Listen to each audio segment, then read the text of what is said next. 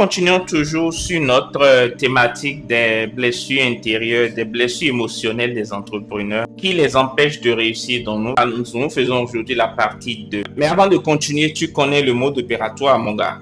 Toi-même, tu sais. Hein?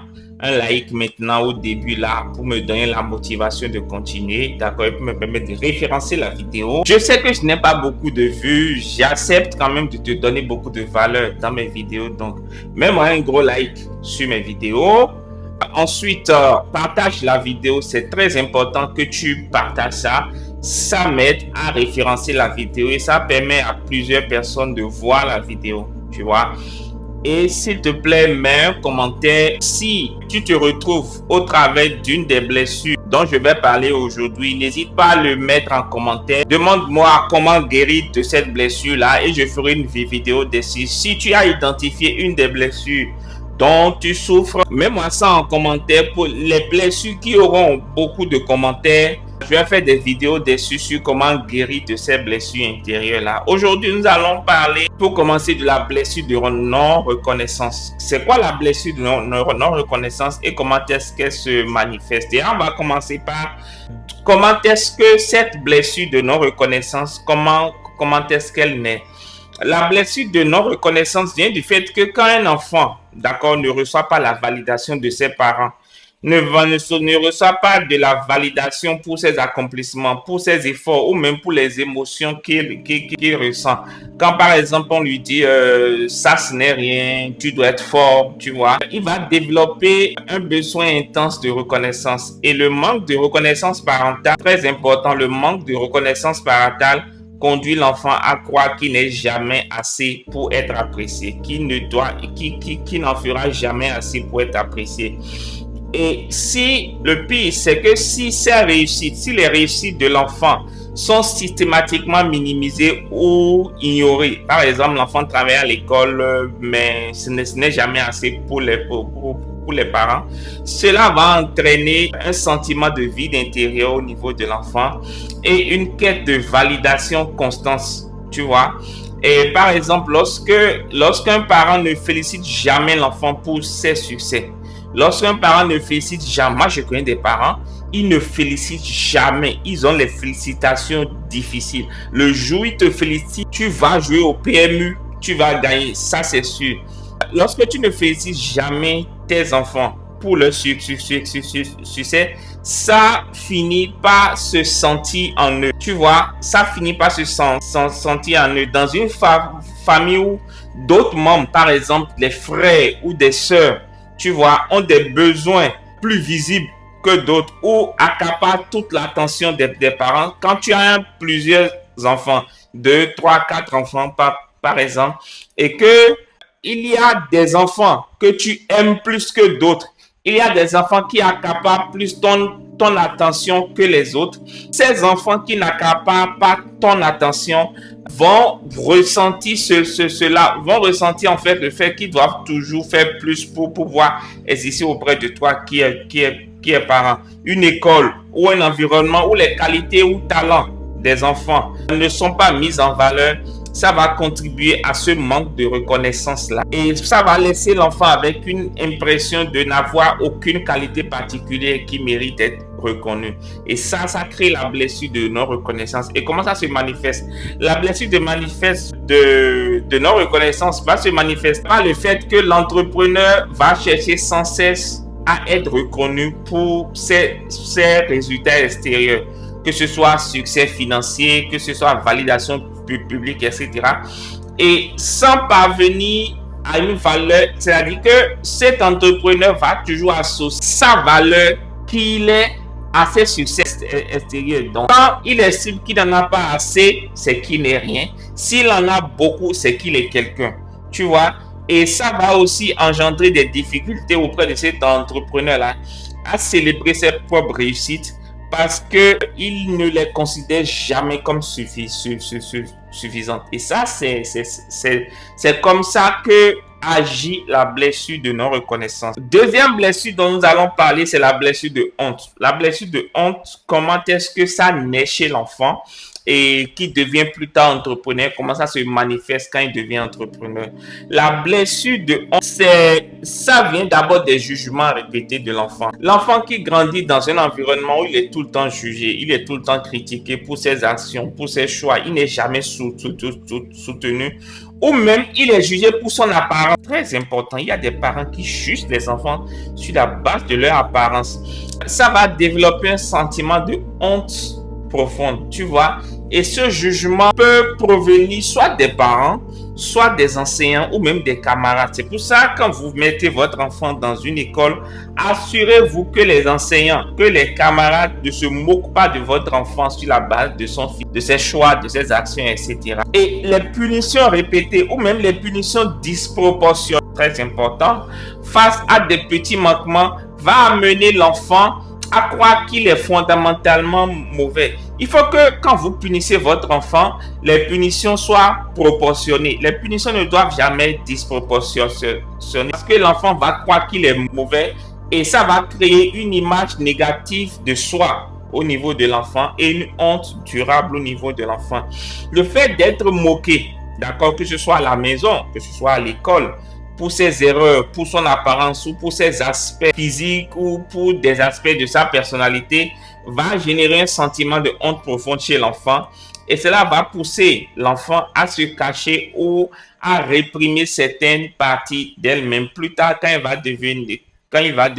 Et lorsque les attentes des parents sont trop élevées pour l'enfant, l'enfant va se sentir honteux de ne pas pouvoir satisfaire les besoins de ses parents. Donc, il faut que vos attentes soient réalistes par rapport aux enfants.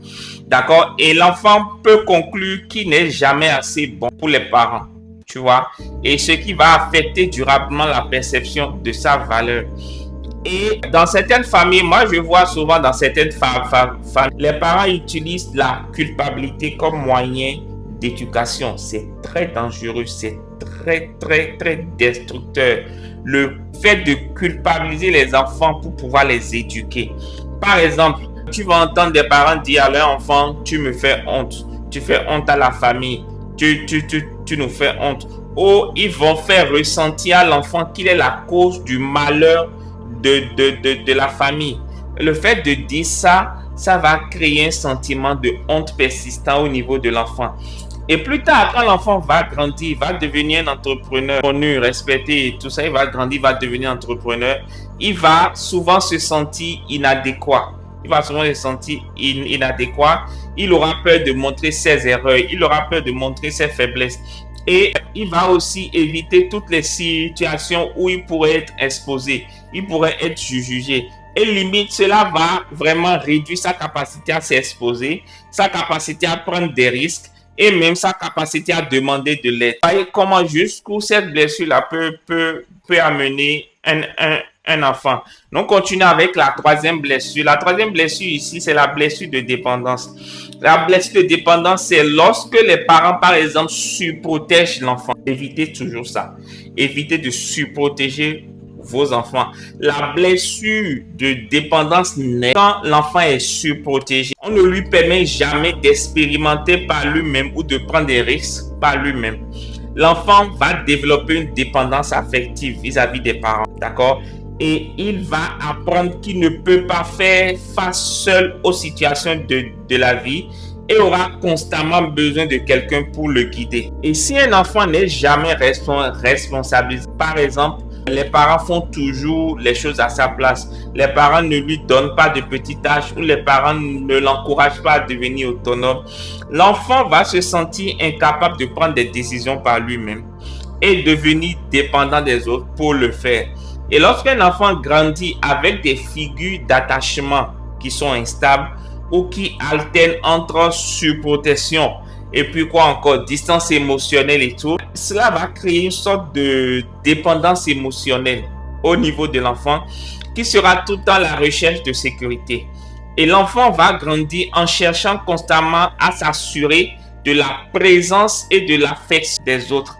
Et un environnement où les réussites, tous les efforts personnels ne sont jamais encouragés ou valorisés peut aussi amener l'enfant, ça arrive dans certains cas, ça peut aussi amener l'enfant à chercher constamment la validation extérieure en développant une dépendance pour se sentir valorisé ou aimé, tout simplement.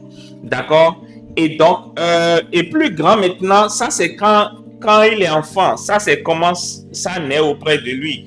Mais quand il va devenir grand, et quand il va grandir, il va devenir entrepreneur, comment ça va se manifester? Ça va se manifester par le fait que l'entrepreneur qui souffre de la blessure de dépendance doute de ses propres compétences. Et doute, il est incapable de faire quelque chose sans chercher des conseils et l'approbation externe avant de prendre des décisions. Et cela va ralentir même sa croissance, la croissance de son business et l'empêcher d'affirmer sa vision personnelle. Il faut éviter d'infliger ça à vos enfants. La quatrième blessure que j'ai identifiée chez les entrepreneurs, c'est la blessure du succès. Oui, ça c'est récemment, c'est d'ailleurs cette année que je l'ai identifié, c'est la blessure du succès. Et vous n'avez pas idée de comment cette blessure détruit beaucoup d'entrepreneurs. La blessure du succès, comment elle se manifeste? D'abord, comment est-ce qu'on est? Les personnes qui développent la blessure du succès observent généralement des figures de réussite autour d'eux. D'accord? En fait, ce sont des gens qui observent souvent que les figures de réussite autour d'eux sont souvent surchargées de responsabilités. C'est-à-dire que les personnes qui réussissent autour d'eux sont toujours occupées, toujours fatiguées, toujours épuisées. Et donc, en voyant des personnes accablées par des tâches, accablées par des responsabilités, l'enfant va associer le succès à un fardeau plutôt qu'à une récompense. C'est pour ça qu'il fait très attention à l'image que vous renvoyez à votre enfant quand vous réussissez. Ne lui renvoyez jamais l'image d'un fardeau, non. Si dans votre enfant, un entrepreneur a souvent ressenti la pression de répondre à des attentes élevées, l'enfant va associer la réussite à une augmentation constante des attentes de son entourage, ce qui va générer un stress permanent à son niveau et il va préférer alors rester dans son confort limité là, d'accord, au lieu de réussir parce qu'il va chercher à éviter l'augmentation des attentes, d'accord, vis-à-vis de lui. Et l'enfant va craindre ou l'entrepreneur va craindre que la réussite va le distancer des personnes qui sont... Il va croire en fait, cet entrepreneur va croire que le fait de réussir va créer de la distance vis-à-vis de son entourage, surtout si celles-ci n'ont pas le même niveau de succès. Il aura peur de réussir pour ne pas créer cette distance-là au niveau de son entourage. Et cette peur de ne plus être compris ou d'être jalousé va l'amener à éviter consciemment ou inconsciemment tout simplement de trop réussir. Ouais. Et certaines croyances limitantes héritées auprès de la famille, comme l'idée que le succès change les gens ou il est dangereux de se mettre en avant, etc., va également freiner, générer, disons, une peur du succès auprès de l'enfant. Les croyances créent une réticence et agrandissent et à prendre de l'ampleur. Donc, faites attention à ne pas générer cette blessure auprès de votre enfant. Et ça va amener l'enfant à avoir des comportements d'auto-sabotage. L'enfant qui souffre ou l'entrepreneur qui souffre de la peur du succès sera beaucoup amené dans des comportements d'auto-sabotage, comme par exemple le fait de procrastiner, comme par exemple le fait de refuser de saisir des opportunités importantes ou même minimiser ses ambitions tout simplement pour éviter de confronter cette peur-là. Et nous allons finir par cette blessure que vous connaissez tous, en tout cas les entrepreneurs connaissent tous, c'est le syndrome de l'imposteur. Le syndrome de l'imposteur, c'est aussi une blessure intérieure, une forteresse dont souffrent les entrepreneurs. Comment est-ce que la forteresse le syndrome de l'imposteur naît? Ça naît du fait que si l'enfant reçoit constamment des critiques négatives ou n'obtient jamais de la reconnaissance pour ses efforts, il va développer la croyance selon laquelle il n'est jamais assez compétent.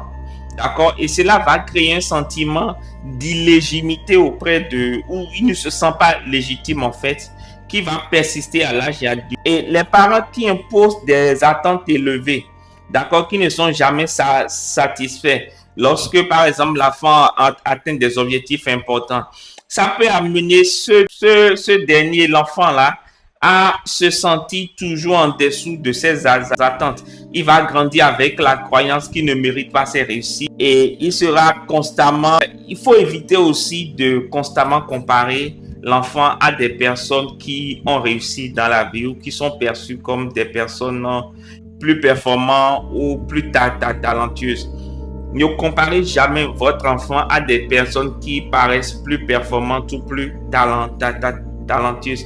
Ça va créer l'impression chez l'enfant qu'on ne l'a jamais vu, qu'il ne sera jamais vu au top niveau. Et cette comparaison va engendrer le doute constant au niveau de l'enfant à un point où ce doute va créer le sentiment de ne jamais être à la hauteur. Tu vois. Et lorsque les réussites sont minimisées ou attribuées à des facteurs extérieurs, lorsque vous dites pas, par exemple, à votre enfant qu'il a eu de la chance, l'enfant va développer l'idée que ses succès ne sont jamais dus à ses compétences, ne sont jamais dus à lui, mais à des circonstances exceptionnelles. Et ce qui va renforcer le sentiment d'imposture auprès de l'enfant.